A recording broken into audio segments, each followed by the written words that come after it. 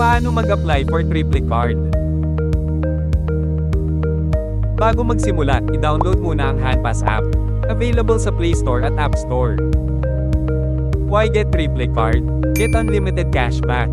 Pwede mo itong gamitin sa Korea at Pinas. At pwede itong gamitin pamasahe sa Korea. Una, pindutin ang Handpass card. Pindutin ang Apply. Piliin ang triple card at pindutin ang Order a card. Pindutin ang Handpass card. Piliin ang design na gusto mong matanggap. Pagkatapos, pindutin ang Next. Mag-agree sa terms and conditions.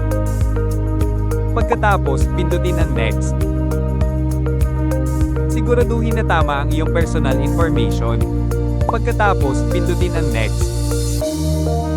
Pindutin ang Next. Pindutin ang Package Delivery. Libre ang delivery fee nito. Pagkatapos, pindutin ang Next. Pindutin ang Search Address.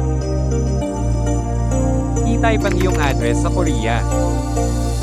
Pindutin ang iyong address. I-type ang iyong detailed address.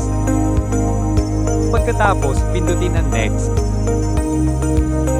Siguraduhin na tama ang iyong information.